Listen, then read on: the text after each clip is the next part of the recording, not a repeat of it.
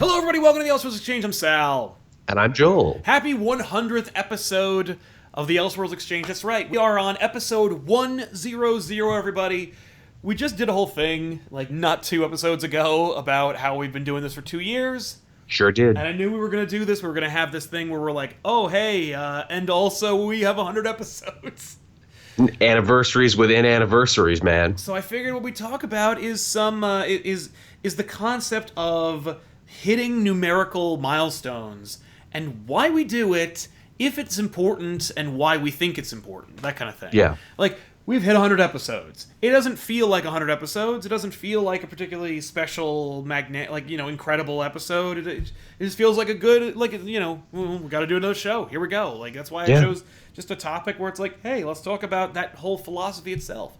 But as comic book readers, we pay very close attention to numbers. Oh, yes. And especially now where it seems like both companies are rushing to hit major milestones. Big time. We are seeing a big insistence on milestones, numbering, legacy, that kind of thing. I mean, look at Marvel going back to the legacy numbering so that they can reach those milestones. Amazing Spider-Man hitting issue 100, 200, 800. And Action Comics going to 1,000. Yep. And the fact that DC is making it kind of a big deal. They're homaging the first issue. They're pulling out an old Siegel-Schuster Superman comic to reprint. Love it. They're dropping the Rebirth logo around the same time. It's very interesting how people tend to celebrate these milestones and where we go with them. By the way, as a quick aside, I was looking at that beautiful logo for Action Comics 1000. And it made me think about DC and the name and their rebranding, like their constant rebranding. It's just, there's a very quick tangent where, DC kept changing what they do and changing their logo and changing their philosophies and everything. And, DC stands for Detective Comics. Yes. So people forget that. It's actually a redundancy. It's Detective Comics. And I was thinking, wouldn't it be cool if DC one day decided to change their name to Action Comics? Oh, jeez. I don't know. I just kind of like that idea that DC one day might be like, screw DC. We're going to get Action. I think it's about 75 years too late. You think? I think there's always time, especially in DC's case, because they always rebrand anyway. Yeah, that's fair enough. But anyway, just a peek into that kind of thought process. But I can see them maybe trying to change what the DC meant, where it's like, well, now we're Direct Comics or Discovery Comics or something. Nope, it's not. But Action Comics, at least then it's like, woo, because it's not DC Comics. They're not all detective, but they're all about the action. So Didn't KFC try and do something like that? Didn't they try and do a big rebranding instead of Kentucky Fried Chicken? They were like Kitchen Fresh Chicken, and everyone was like, no. I thought that they did a thing where it was like, it used to stand for Kentucky Fried Chicken, and then they were like, we can't technically call what we make chicken, so they just dropped the meaning of the letters and just, we're KFC. What's the name of the company? It's KAYEFF, SEE. We're KFC. It's just the letter KFC represents just the name of the company. And it's like, just like when Nesquik used to be called Nestle Quick, and it was about chocolate milk, and then they were like, oh, we don't use milk, it's actually technically a chocolate drink. And then they changed the name to reflect that. But, yeah. Companies are weird. It's weird. But reaching those milestones and celebrating it, we love those milestones. We love celebrating those moments. We did, I remember when back issues hit 100, we were like, I guess we gotta do Final Crisis. We did one of the biggest books that people had been asking us to do. But at the end of the day, it's just a solid episode, and it has no bearing on the longevity of the series. We didn't do anything particularly special besides just being there and saying, hey, we hit 100. But in comics, it's funny how people choose to celebrate them, and I remember going back and trying to kind of absorb some of those eras. I mean, through the lens of Spider-Man, for example. Spider-Man hit a lot of milestones. 200, 300. I think 300 was when he got was the first appearance of Venom, more or less. Right. 400, Aunt May died. 500 was the Happy Birthday issue where Uncle Ben comes back, but they brought John Romita Jr. or John Romita to draw it. They do these kind of special things, but the question is, does it really matter? And why do we care so much? Why do you think that people care so much about celebrating these milestones? I like to think it's a connection to history. Honestly, it's the wow, we made it so much longer than everyone else. We could have, stopped at any point, but we made it to this big, huge point, and now we have like a body of work that you could actually go back and absorb and everything. So you think it's more like a celebration of achievement, where it's kind of rubbing it in the faces of those who can't quite reach that level? Maybe not a rub in the face, but more like a pat on the back. Okay. I mean, it is a good opportunity to reflect and congratulate yourself. So that's kind of cool. I guess that's true. I guess that's really like the excuse to celebrate a milestone, is because otherwise, if they just picked Batman number 262, and they were like, this is the issue, we're going to talk about how awesome we are and how great it is that we're writing Batman. Like, it wouldn't really seem work. a little weird. It would seem a little weird. I remember through Spider-Man, when I think Spider-Man hit 50 years or something, they had 5 different Spider titles, so they all celebrated the 50 years, and so they all got holographic covers, even though the issue numbers didn't line up with any kind of celebration. It was kind of weird. Interesting. But but when they do that and it doesn't quite fit up with the milestone look, it's kind of weird. I was thinking about when we do numbering for these shows. For some reason, people like to celebrate the 75th issue as well. Yes. What's that all about? No idea. Is that like a golden jubilee thing, or is that an anniversary number? Or I don't know. What's the significance of 75? I remember when Spider-Man hit 375, and they went, "Hey, we're at 375," and it was so. And yet, a lot of people do that. 50, I get, because it's half of 100, even though that it doesn't really mean much. But it's interesting that we celebrate these numbers, and that they didn't in the New 52 they celebrated the 52nd issue, which obviously makes sense because it's the 52 of 52 in the DC universe, where 52 is so important. Yes, the number means something, and so when we hit that number, it matters. I remember when Gen 13, the ongoing series, reached issue number 13, and they did 13 variant covers, and weird, but I get it, because and in that it's very arbitrary. It's very specifically about the number in your name. If we were we've got a number baked in, so why not? If we were like Elseworlds 88, obviously the 88th episode would have mattered in some way. Yes. Takara reminded me about the 25th issue. Oh. 25. What are these numbers? Why do they mean anything? And why do we celebrate 25, as Gerald is saying, that he thinks that's the becoming just to justify price increases. Yeah, I think that is in recent years, where it's like, oh, well, that's kind of a landmark number. That's half of 50, so let's charge a little bit more money for it. You think that's what it is? It's just that cynical? It's like, well, 25, haha. I think it's because it shows, it almost like we're thinking to ourselves, we're showing no signs of slowing down. I think that's what it should be, but I think we've gotten to the cynical point. Yeah, that's true. It certainly looks that way. Because, some things do, it's our big 25th issue. I'm like, what are you celebrating? Well, the first 24 issues weren't that great. No, and that's the other thing, is that if you go back and look at some of these landmark issues, or the celebratory episodes, where it's we go back and we look at everything we've done and we create something here, are they really any good? I was trying to think of this before we started, and I almost wish I could do a little bit more research, but I personally can't think of any big landmark anniversary 100, 200 issue that really sticks out in my mind. I think you named all the big ones with Spider-Man. Yeah, definitely the Spider-Man one. They at least try to go make something important happen per those issues. But bless you, but Spider-Man number 100, meh. Spider-Man 200, meh. They're the things that happen in them, meh.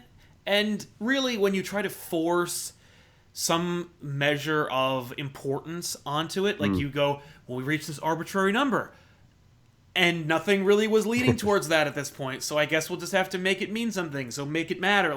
It just becomes that much less important. I think for the last couple Detective Comics milestones, issue 800, issue 700 and everything, I think They even didn't even do anything special to the point where they were just like anthology tales where it's like, okay, let's, tell a regular story, but let's get like 3 or 4, beloved Bat writers to come back and write a story. I think that's kind of the best and most obvious solution for comics is just get some classic authors and artists and bring them back. Have them do like a pinup cover gallery or something. Yeah. Maybe so-and-so doesn't want to write a whole issue, or maybe we don't want to pay them to write a whole issue, but maybe they'll do like a 3-page story that's kind of like a really quick reminder about why they don't do this anymore. Yeah, that's always... Oh, the chat has a good one, too. Batman number 666 for Morrison when we saw, like, the crazy alternate Damian universe. And that was literally... normally they don't give a crap about the 666th issue. But, I mean, it only comes once. Well, first of all, there aren't a lot of issues that did that. And second of all, how often are you going to hit 666 when you can't just do something that evokes the sign of the demon? You gotta honor the number of the beast, man. Yeah. Silent Kid reminded me about Spawn 100. What happened in Spawn number 100? That was a landmark issue. And in fact, when Spawn hit 100, because I think McFarlane said something well into the earliest times of Spawn's publication that, like, he goes, I think we're going to probably wrap it up at Spawn 100. And indeed he did. And I don't mean that Spawn ended, because obviously it's still going, but he wrapped up, like, he managed, because he's been writing Spawn since issue 1. Yep. He managed to bring all the plot points that were raised in issue 1 to a head and wrap them up with a neat little bow at the end of issue 100. And while there wasn't, like, I don't even think it was a double-length issue, it was a landmark issue in that, like, it concluded the Spawn series for those people who have been reading Spawn since number 1. It was a jumping off issue. We talk so much about jumping on issues that was like, hey, if you're here, you can leave now. Well, and that's the funny thing is, like, how afraid comic book creators are about doing that. I love jumping off issues because same. It suggests, hey, maybe it's time to drop, maybe it's time to stop and do something else, like. Or at the very least, give you a satisfying conclusion to a story. I'm not necessarily Judd Winnick does that really well in his stuff. Who? Judd Winnick does that really well in his stuff. Yeah, like, I'm not necessarily going to quit the book just because it ended well. But if I do, it'd be nice to have a good place to stop. Absolutely. But yeah, sorry, 1 second. It's all right. Yeah, so... Sorry, I lost my train of thought. The chat was saying, too, as far as a 100 issue goes, Walking Dead had a very similar thing for its 100th issue, which, again, I think much like McFarlane, Kirkman was talking about ending it around 100, but then that sweet, sweet TV show money started coming in, and then he's like, maybe I should keep this going longer than it needs to. Yeah, I could see I could see Kirkman. Well, I mean, I've also read that Kirkman has said, like, I'm never going to end Walking Dead, until literally very recently he decided not to. Yeah, he keeps changing his mind. Then again, you hear all, like, the legal stuff he's getting in with AMC and his new deal over at Amazon, and it's like, oh, well, this could happen any day now. Yeah, no, it's true. I was just thinking about how, jumping off issues. That's what reminded me. There was an issue right after the Clone Saga. I don't remember what the issue number it was, but I remember it actually had kind of like it either ended in a 0 or a 5. At least I think so.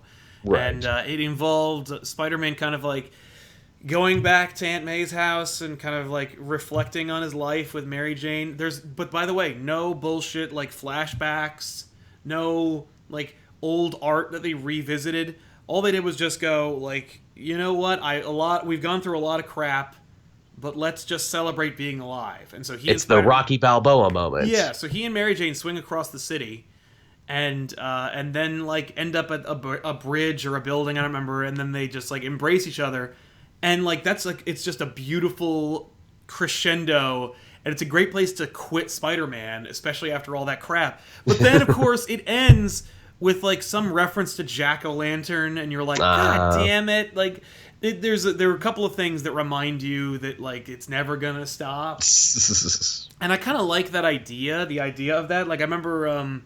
remember when Marvel was doing the End series, and then they did this crazy Fantastic Four The End, And apparently they asked Stan Lee to do one, and he was like, nah, I'm kind of... He never really responded. So they did this Fantastic Four The End book.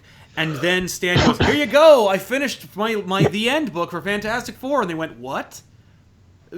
We did that years ago. It's over. And he's like, well, this is late, Stan. Yeah, so they published it, and it was called The Last Fantastic Four Story, as a way of being like, because we don't do The End anymore. No, of course not. And it ends, it's like a big, stupid thing where the Fantastic Four do this one thing, and like whatever, and it looks like it's going to end. And it ends with them being like, well, I don't think we're ever going to top that adventure, so let's just move on. And so they just go off into the stars, and you like believe that everything's going to be fine. And they're going to go on many more adventures. It's not unlike how they're doing now. It's not unlike how they ended Secret Wars, where it's like people are complaining like, where are the Fantastic Four? And it's like, you could do worse than the ending for the Fantastic Four, where they are a family that at the base of their creation are explorers. And what they're doing now is they're exploring all, like, not just all of our creation, but all of every creation. Also, do you remember how bad Fantastic Four was before they ended it? Like, it was already going the way of X-Men. It was already starting to suck due to lack of interest. Well, and how many reboots it did. It's just... Remember the red suits? Remember their red suits they had briefly? Yeah, that was an attempt, like, to visually distinguish we're doing something else. But we should not discount the jumping off point for a book, and I think it's frustrating that Western comics are so deathly afraid of doing them, because like, I don't know if I'm gonna, just because I'm jumping off of a book and I want a satisfying conclusion to something doesn't mean that I'm ever gonna quit forever. It's serial storytelling, man. It's like soap operas where it's like the story never ends, the drama never ends. Right. The play never ends. The trial never ends. Like it's just it goes ever on. The movie never ends. It goes on and on and on. Exactly.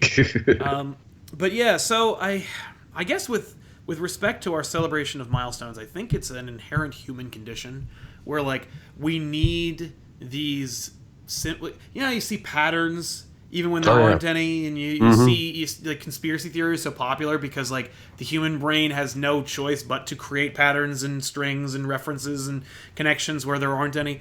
I think that we like it's a defense mechanism. I said it's a defense mechanism to create patterns where there are none, to try and make sense out of the chaos that is the universe. It's true. And I think that we like seeing good, big, round numbers. Absolutely. Some people would rather especially have as 50... nerds and geeks and collectors, we like to know, where will this go in my collection? Exactly. There's a way to quantify it. Just in terms of the way we place things in order, our Dewey Decimal System or alphabetical order. Like, I was just asked the other day by an audience member who said something like, "Where do you put the tie-ins when I'm placing my book? Like if I have a main series and then I put in the main book, where do I put the tie-ins? Do I put them in story order, or do I put them in alphabetical order for their titles? Especially if I don't buy those books. Like if I don't normally buy the tie-in book, do I put it in with this or do I put it in over there?" And so it's like, we like our patterns and our order and our numerical systems, and so we really do. When we hit that critical episode or issue 365 or 75 or 82 or 55 or whatever the hell, we really like to put some kind of special importance on them. Maybe because of how unimportant it is. Possibly. The chat just reminded me of a great one, and I'm shocked I didn't think of this one. The 100th episode of Power Rangers was Forever Red, where they got back almost every Red Ranger for a big, crazy-ass crossover. Now, here's a question. Did they lead up to that? Was episode 99 like, whoa? Or was it like... No. It was just they hit episode 100 and they're like, hey, guess what? Boom! They drop you right into it. They're like, hey, 100th episode, special episode. They wanted it to be a two-parter, but they couldn't get the money together. They wanted it to be like a TV movie, but they couldn't get the money together. They eventually ended up having to take even more money for the toy company, which is why they have a Deus Ex Machina toy save the day at the end. Okay. It's still pretty friggin' sweet, though, up until that moment. Like, they made lemonade out of lemons in that one. I guess that's fair. We do like to have some kind of cool, bombastic celebration. We like to be reminded that it mattered and that other people were paying attention to everything that led up to that moment. Yeah, because if you reach like episode or issue 100, things are happening within the time frame or the issue frame, and so for it to culminate in like everything that or every red character that appeared from beginning to now, it's a way of saying like we're showing respect to all that came before. Yeah. Do you prefer a wholly original story in your like milestone episodes, issues, etc., or do you prefer it to be kind of like a clip show, look back retrospective? There's definitely a good case to be made for both. I mean, as we said before, it seems that most of those Detective Comics ones were all anthology stories, were all look backs. I'm trying to think of one that was like a big landmark issue that was a standalone story even. Mm-hmm. And it's kind of hard to think what it seems like most big landmark issues are look back nostalgia fest just by design. Yeah, no, it's true. I think I prefer wholly original stories. I think I'd like it to be like something all by itself, where it's like, hey, do you remember that one issue where this crazy crap happened? Yeah. But yeah, so what are some of your favorite milestones? Tevi actually just reminded me of a milestone that sucked. Bendis's big X-Men milestone that came out like months late. It was supposed to be the capper on his X-Men run that did fucking nothing and got swept under the rug like a week later. I do not remember that. They had the whole big thing there where it's like, no, he'd been writing the book for like 3 years, and everyone is like, they call Beast into the parlor and they're like, Beast, over these last 3 months, we really don't like what you've been doing with the time travel. Like, that was 3 months? These 3 years have only been 3 months. Are you fucking kidding me? And Beast is like, you motherfuckers coming at me like this. And I'm like, no, Beast is wrong, but I do agree with Beast on this one. You are kind of ambushing him here. And then they're like, oh no, Scott's mutant revolution is happening that he's been threatening for the last 3 years. Only it was nothing. It was him on a podium, the Capitol building, doing nothing. And they're like, oh, and his revolution came after all. I'm like, he isn't the fucking Grinch who saved Christmas, everybody. And he was already dead by this point because the big anniversary issue came out like months late. That's right. I remember that now. Okay. And nothing mattered and none of it mattered. Yep. So yeah. So what are some of your favorite moments that are like, wow, we hit this milestone besides Red Rangers? There you go. I think Deadpool had a really good... I don't even know if it was like a milestone or if it was his wedding issue, which might have been a milestone issue too, I think. I think it fell on both. Because I remember it was back when they weren't numbering it, but just for that one moment, they brought back the special numbering. Okay. Actually, no, wait, yes, actually, no, sorry, that was two. I'm getting too confused. There was the wedding issue that was filled with a bunch of great backup stories from, like, Jimmy Palmiotti and, like, a bunch of people who had written Deadpool previously. No, the anniversary issue is where, where he kills all the different agents of Ultimatum to protect his daughter and everything. And that's actually a story they were building up to. It's a story they were going to hit anyway. It was organic, and it's also a pretty good jumping off point for Deadpool at that point. Okay, cool. I don't know if it was like Deadpool 1,000 or 800. What fucking was it? Oh God, what was it? Because like even their numbering was a little fucked up. There, it's like, yeah, we're counting all the Deadpools, but also all the miniseries and also everything else that maybe might or might not be in canon. Mm-hmm. So it was like they're manufactured 1,000th issue, but it was actually really good. That seems to be what Marvel's doing with the Marvel Legacy numbering too. Well, it's funny. They're not even doing... Oh, thank you. It was Deadpool 250 is what they're saying. All right, cool. So, yes, Deadpool 250, actually a genuinely pretty solid anniversary issue. Actually, one that bucks a lot of trends as far as anniversary issues go. I gotta say, but again, with Spider-Man, like, the fact that Venom debuts in basically 300, Aunt May dying in issue 400, and that kind of... you could tell they forced it though, where it's like Aunt May literally has been in a coma the entire Clone Saga, and then when we finally reach issue 400, they're like, and she wakes up and knows that he's Spider-Man and dies, and we're like, wow, that was a lot to unpack in this one issue, but it felt like it worked because I had nothing better to compare it to, but it was still pretty solid, like pretty solid, cool stuff. I was just thinking about the 127th episode Spectacular of The Simpsons. Ooh, yeah, that was a And fun how one. it was just like they just picked a random number. They were like, 127, whatever. And they Why did not? that as like a way to show you deleted scenes and like previously unseen for many years Tracy Ullman's sketches. Pull back the curtain. And make like a lot of original content that looked like it was letters and stuff. That was a really, really fun episode and kind of technically counts as the 100th episode because the actual 100th episode of The Simpsons was, I think, Marge Be Not Proud, where Bart steals Bone Storm from the Try and Save, and Lawrence Tierney plays the guy who's like, if I wanted smoke blown up my ass, I'd be outside in my house with a carton of cigarettes and a short length of hose. What? What? Better be talking about the Valley of Vista Try and Save because you don't want to come to my store. Yeah, it's a solid episode. Has no bearing on the numerical points. It's not like a big deal. It's just kind of like a good episode. It's just a good episode. Yeah. And that's the kind of Good thing Christmas that I always... episode, too. What's that? I said good Christmas episode, too. Oh, okay. Yeah, good Christmas episode, too. You're right. But I really, really don't... I really prefer to have my milestones be organically just good. You know, like, just make it a good book. I mean, like, overall, I just want all my comics to be good, but, like, anything that comes out, an episode or an issue or whatever, like, maybe don't focus so much on the number and just focus on the content, you know? Absolutely. There it is. No, I was thinking on what you were saying, like, your words were really resonating with me, and I'm like, yeah. Because that's the thing, like, everybody wants to... I remember, I can't honestly... Oh, Batman 500 was when the bat got broken.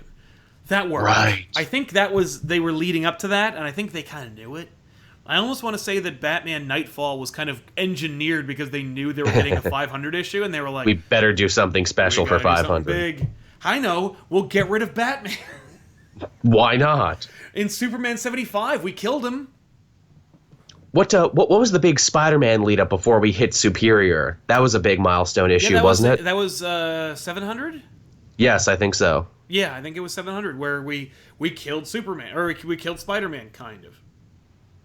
Yeah, I guess that was another instance of, okay, we're hitting a milestone issue anyway, better have something good to go with it. Yeah, in that case, I think Slott was also building towards it, and I think he knew it, and I think that really worked. It was that, by the way, solid time to end Amazing Spider-Man if you're going to switch it over to Superior is on a 0, like on a 700. And that's something that normally they don't do, and because they can't really coordinate it as such, but where it's like, if you're going to... Because first they cancel all the Spider titles, they fold them into Amazing. Then they're like, okay, Amazing is going to go up to 700, and then we're going to start a new series that's just going to replace the book. It's basically just Amazing Spider-Man, but we're calling it something else. And that was Superior Spider-Man. Great idea to end it on 700, because then when you bring it back, you can start at 701, and it's not as frustrating and confusing for us. Because that's something they didn't. Which they didn't, and damn it. And let me tell you, like, well, then they started with 1, and then 1 again, and oh my god. Multiple ones, but hey, today we're back at 789. And I don't even know what the hell. Like, and don't tell me that, like, Dan Slott tweeted a photo of his refrigerator that had all the fucking numbers in it, because that's not good. Like, that's garbage. But yeah, but they built towards it, and it's a cool way to celebrate the milestone. It was also kind of a nostalgia piece, too, because we get the moment where Peter Parker is quote-unquote dying and his life flashes before his eyes, and he sees his uncle, and he sees everyone else at the pearly gates and shit. Yeah, no, that was cool. It was a solid issue. It's just sad that it had to... I don't know. It kind of... 600 was where I was like, I think I'm done. Because 600 was just Aunt May marries this random character they invented for her to marry, and then he fights Doc Ock, and you're like, what? It's just a weak issue. And the harbinger of Alex Ross painting every single Spider-Man cover forever and completely diluting his brand. Aww. And that really blows. So yeah. I guess, yeah, it's rare, but it's cool when they know that it's coming. And they're like, let's plan for it. Make it matter. Yeah. But for the most part, like this episode in of itself, it just kind of sneaks up on you, and you go, "Oh It shit!" does. I'm sure that does happen to many creators. They're like, "Oh well, fuck! I was writing my own shit, and goddamn, really, I'm hitting a big milestone issue. God damn it!" Yeah, no, I feel like Wolverine is a casualty of that a lot. Although I think what was it, Wolverine 75 is when he gets his adamantium pulled out of his skeleton. Ah, right. Something to that effect. But back then in the 90s, they were really focusing on like making on capitalizing on your nostalgia, which of course, which is nothing like today. No. like, no. No, how far we've come. Yeah, very much. Superman dies in a 75, doesn't he? Yes, Superman 75. He dies in that one too. Oh. Well, there you go. Yeah, and of course, they reminded me in the chat, like, when in doubt, if you have no good content, just give it a cool foil, chrome, holographic cover or something. Oh, yeah. But yeah, so milestones are weird and funny, and they're rarely good. You know, like, celebrating them is something that we, I think, want to do as people, but I think it's hard to make into decent, organically good content. I think it's rough. Number ones are easy, but like when you get to the anniversary, it's like 75, 150, and then of course they engineer them. I've seen them celebrate issues 125 or 130 or 175 or 375. Like at that point, and when you're at like 375, how about you just skip to the hundreds? Don't, because what are we going to celebrate issue like 525? Is that a thing? Like, doesn't make any sense. But yeah, it's funny we've been talking about milestones for so long here. Did Milestone, the comic company, ever have any big milestone issues? Right? I don't think they were around long enough to reach that level. I think that milestone was that they were published. Ain't that the sad truth? But hey, coming back now as a full imprint. That's a story I've been following quite religiously. Yeah. Did you notice it was kind of weird when they announced it's like, hey, we're getting Icon and Rocket, and you're getting Static and a bunch of new books, almost like we don't have the rights to everything else. Yeah, I mean, or they relinquished the rights. You know. I don't know. That could be a thing, because hey, that lawsuit is still ongoing. They didn't say the lawsuit was over, so like this is still happening. No, that's true. By the way, correction, I was wrong about the episode of The Simpsons. It was Sweet Seymour's Badass Song, which is again, fantastic episode, and still not a milestone. Still just like, here's a good episode of The Simpsons. Enjoy. Yeah. But anyway, just a correction there. Chat saying too, apparently Teen Titans Go has already hit 200 episodes. Really? Did they do? And Teen Titans Go wouldn't put it past them to do something. We're like, we hit 200 episodes. Let's throw a pie in each other's faces. Oops, the pie is made of poop. Ha ha ha ha! Like, I'm a garbage program. I don't know. Fuck you, internet. We're also getting a movie. Yeah. By the way, did anybody see the My Little Pony movie? Friggin' Liev Schreiber is in it. I found that out. Apparently his kids are huge fans of the show, and he's like the evil villain in it. You know what? That's a sad story, because both Martin Sheen being in Spawn and Tommy Lee Jones being in Batman Forever are the result of, my kids like this. Literally, Martin Sheen got the offer. He's like, no. And then one of the kids, not his kids, but like probably, one of the other Sheen's kids, were like, are you kidding me? You got to be in Spawn. You're going to get to be in Spawn. You should do it. And he's like, okay. All right. I'll be the best part of this turd sandwich. I can do it. This is the worst. But yeah, Raul Julian Street Fighter, same deal. That's that too. And the best part of that movie also, Bison dollars. Yeah, at least he didn't. At least he died making a movie instead of not being in anything. But yeah. So I actually planned out this episode to be kind of like short, like we talked about, like with our mini episodes. So that we'd wrap it up by just talking about New York Comic Con. Yeah, go for it. There is much you still need to tell me. I unfortunately couldn't make it. What do you want to know? You said you wanted to ask me some questions and whatnot. Yeah, I figured we'd turn it into a little back and forth. Yeah, what'd you do? What'd you see? Did you run into any celebrities on the street as we did last year? Did we run into celebrities on the street? Yes, but we didn't talk to them again. Yeah, because Ben bumped into Max Landis last year. We saw somebody in the street. I don't remember who it was because somebody bumped into them. We did see Steve Zaragoza on the floor, who was walking Nice. around. I don't know if that counts anymore if he's a celebrity, but like it was nice to see him, and that was cool. But no, we didn't see any celebrities out in the wild. Although Benny and Rob did catch up with Ethan Van Sciver and walked him all the way to wherever he was going. So Interesting. and got a whole bunch of spoilers. Oh, hot damn. But that was the thing. Let's see.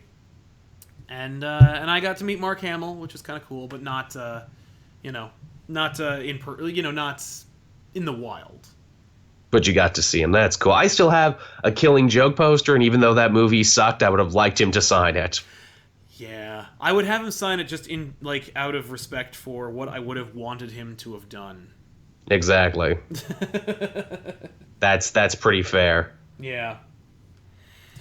Let's see. Yeah. So what else is going on? Yeah. What else happened? We had a great time, I will say. This was one of the most successful cons I've had so far. It was a really, really terrific professional show. We went all 4 days, Thursday through Sunday, and let me tell you something. Everybody else was tired, from the experience. I am invigorated. I love going to that show, and I am never sick of it.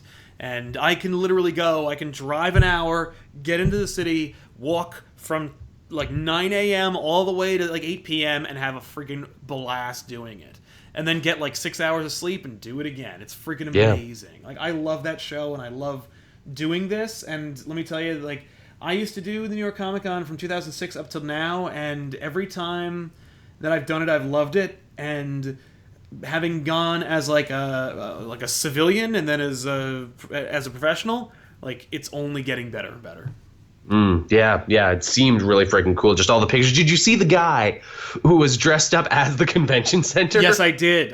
He took up the whole middle of the main entryway, and I remember being like, "What the crap is this asshole doing?" And then I saw him. I'm like, "Oh, cool, you're the Javits. That's fun." But that's solid. I don't know if that's worth a subway ride dressed as the Javits. I just thought it was kind of fun. It was a cool idea. Be rough. But I did see him. Yes. Did you make it out to any of the panels there? I know had I gone, I really wanted to go to the Comic Book Med one because they were having it not in the convention center, but they were having it in the Hammerstein Ballroom, which I wanted to visit anyway. I really wanted to go, and I was hoping that I could pull in a couple of my connections to get me there. I was so busy. By the time I noticed anything I wanted to do that was panel related, it was over. It was long over. So no, I did hang out with the Comic Book Men for a little while because they were set up at the booth that I was set up at. Right, and, Blue Juice Comics, super great guys. Check them out; they're really fun. Did they have hot sauce this year, or was that only in years previous? Only last year. They did not have hot sauce this time, but they were debuting Walt Flanagan's own comic. But it was nice to run into them again, and you'll see me over there. They just got a new studio like us, so I'll be over there recording something with them hopefully in the next week or so. And hopefully in the next month, or in the next, let's say 6 months, we'll have them come here and shoot something. Feels like every con I go with you and hang out with, I always run into Ming or someone, and they're so nice, those guys. Yeah, Ming's super cool. We bumped into him in Emerald City along with Joel, and we remembered that, and he was like, "We should have done something that day." Really and I was should. like, "I know, we completely freaking dropped the ball on that." It was funnier too because it's like Stan Lee was in the little alcove over there. Never did we think to say, "Hey, can we meet Stan?" Yeah, can we poke around? No, we did not do that. But yeah, I think it's a great show. I love going. If you have plans, if you have a place to stay, and if you have time and money to burn, I definitely recommend it. I like it. I like that. I like going to that show more than I like the idea of San Diego. Because it's such a mess and a nightmare. Trying to get a room out there is a crazy mess, and the fact that I don't have to do that and I can just drive in is friggin' amazing. And they jack up their prices to hotels and airlines when in and around that because they know they got people over a pork barrel and they know they're going to have to pay it if they want it. Yeah, they do it in New York too, but you could always stay in Hoboken or any number of the 5 boroughs and you just have to hop on a train and you're there. Or you could just, stay with me. Like, It's funny. My first time when I went to New York there, I totally had the image in my head of Homer Simpson when he went to New York, where it's like, oh no, I'm going to get chased by a pimp and a seagull's going to take my pizza. yeah. I'm going to fall down an empty manhole. I know. You said you were going to go to the to Coney Island, and you did not go. That's on my. There were so many places. Like, I really would need to spend 2 weeks. I want to go to Coney. I want to go to Rockefeller Plaza. Yeah. We could have easily taken you there. That would have been no problem. You know what was super sick, actually, about, like, New York TV there? Like, the public access channels and shit, like, in the city, were, like, playing, like, really awesome stand-up comedy, like, from the local comedy clubs and stuff. Oh, that's cool. That's really good, because, like, I'm a big fan of, like, Just for Laughs and Comedy at Club 54 and all these other, like, comedy institutions that got, like, TV deals and shit. Yeah. And I'm like, man, this is where it's happening in the city and everything. Mm-hmm. Oh, yeah. No, it's the comedy epicenter of the United States, definitely. It's where people go to make it. It's true. What's it called? What else did we do? Because I don't want to go too far, but like, I met Jerry Conway from. Oh, nice! And he was super nice, very nice. He seems nice. He's like comics nice grandpa. Yeah, I got a picture with him, and he signed my Superman Spider-Man book. Sweet. Let's see. Did you ask him about Renew Your Vows? I told him I loved Renew Your Vows, and he was like, "Yeah." I was like, "I know you're not doing the book anymore." He's like, "That's right."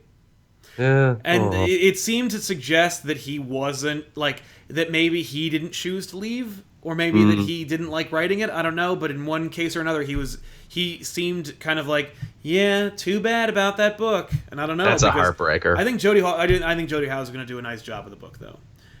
Mr. Giggles from the Super Chat says, Joel, I live by Coney Island. What? Or that makes a lot of sense. Mr. Giggles lives by Coney Island. It's true. That's too perfect, actually. Yeah. Let's see. We had a lot of awesome times. We had dinner a bunch of times, which is super great. What did you eat in the city? Because I know when I went to New York, everything was delicious, and there's food on the corner. We had Korean barbecue. We had American whiskey. We had that American whiskey place was kick ass. It was. We had it again. We went to Mangianaro's deli or. Hot sandwich, I don't remember what it's called, but I really love Mangianaro's. I've been going there since 2006, and I will not stop going because it's fantastic. It was just a great show, just a really awesome time. And of course, I also want to take this opportunity to say, hey, we had a signing at Blue Juice, which I promoted as much as humanly possible. We sold these terrific posters. We sold a bunch of these, so hopefully there's a lot of members of the population who have this in their homes and or offices. Nice. We had a great time. We met a lot of amazing people. People gave us things like handmade objects. We got these great little like pins here. They're foam of the logo. We got books and so forth. We got a lot of like amazing things, and most importantly, we had really, really awesome interactions with everybody. Overall, which met really, really terrific people. That's nice. Which was super cool. And the line was outrageous. I was like, wow, there are people here to see us. I can't imagine that. You're blowing up. Yeah. But it rocked. There's a lot of ComicPOP groundswell happening. I hope so. That'd be very nice. But we'll see where it goes next year. I'm very excited. Oh, we also, Tiff and I got a chance to be on the DC All Access channel, which was really saw fun. that. We played Beat the Doomsday Clock with assorted DC trivia. Both Tiffany and I beat Kid Flash. Tiffany beat me in time. Yeah. By the way, she beat me by like a good long amount of time, but it was mostly because she got the Batman category. That was fun. I saw that clip because people were sharing it around and stuff. That I'm like, oh, is this one of those situations where Jason pretends not to know? It's like, how about you, random people I picked from the crowd? No, we've never met each other before. There was a little bit of that. I mean, he was like, you want to do this? And I'm like, yeah, I want to do this. He's like, come by the booth sometime. And I'm like, okay. So we did. It was like the Simpsons bit with the tonic there. Hey, wait a minute. They have a pre-existing relationship. Nice. Yeah. That was cool. The DC area is always amazing. They're smart. They have a big wall of cool stuff they want you to see. They have their creators doing doing like meetings and signings over on one side. They have their DC All Access like live stream stuff going on the other side, but it's all just like a wall. And so if you go over there, you can see, like, if you go over there, there's a lot fewer people in one like location. And so if you want to do like a meetup like we did last year, or if you want to like just bump into really cool people who like who know you, like, or if you want to like have a good landmark, it's a terrific location. Nice. Yeah, that was really cool. Now I'm kicking myself even harder. I couldn't make it next year. Next year in Jerusalem. Right? No, it rocked, man. I had a terrific time.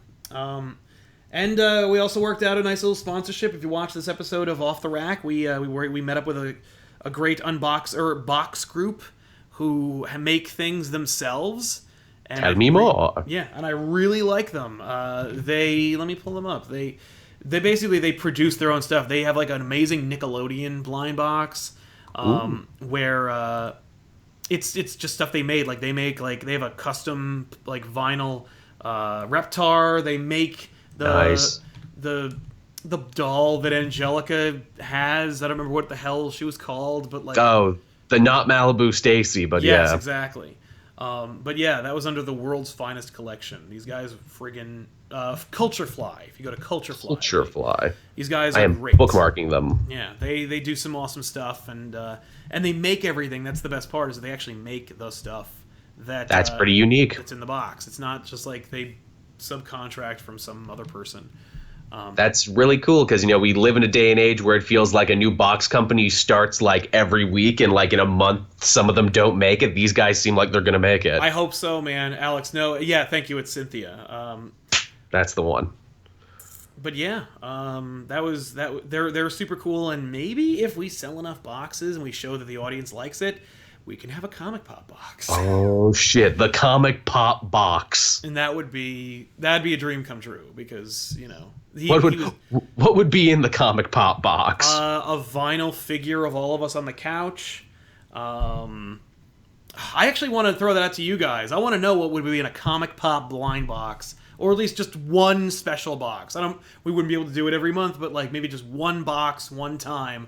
What would be in it? Maybe a poster for maybe a poster for Getting Physical with Ethan or something, like some kind of thing. I don't know, but I'll leave it up to the audience. Let us know in the comment section down below what would go in a ComicPOP box. What would you want? That's a good one. What would you want to see in a ComicPOP box? I'm very curious about that. And of course, if you want to show your love, you can go visit Culture Fly and help them out. But I think you would need a little hooker knife for stabbing Batman, is what you would need to put in there. Naturally, yeah, maybe a sock puppet Tiffany. There you go. Hooker knife, yeah.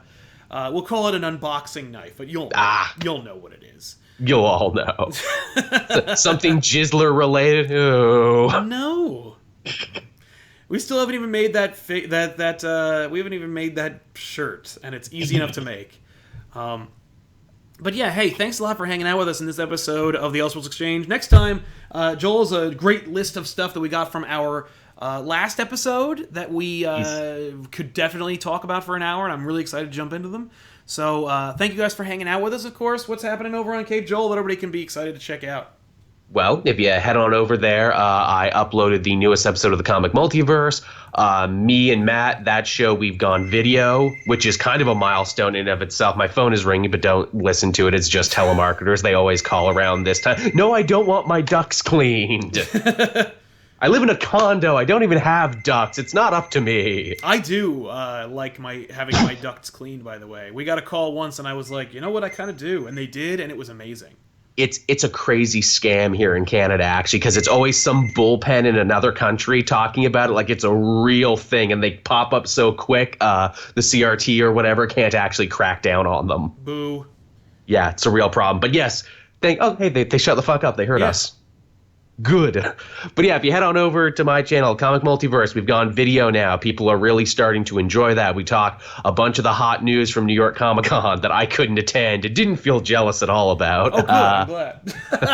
I'm even sicker in that one, too, because we recorded that one Sunday when I was at the height of my sickness. Yeah. So if you want to see me die on camera for an hour, please go watch that. Also, cool. Talking about milestones, my channel hit 15K this week, so thank you, everyone. Congratulations, man.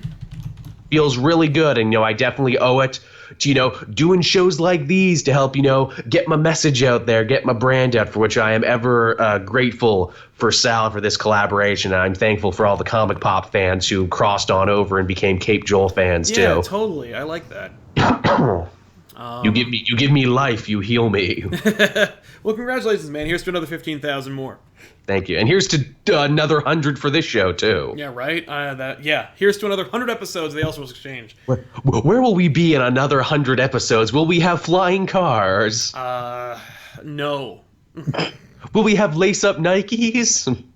Oh, with power laces? That we can only hope. That would be very nice. That's the dream. But, hey, thanks a lot for hanging out with us, and we'll see you guys next week with an all-new episode. Of course, Joel, feel better. Get well soon. Thank you. And we'll see you guys next time. Bye-bye.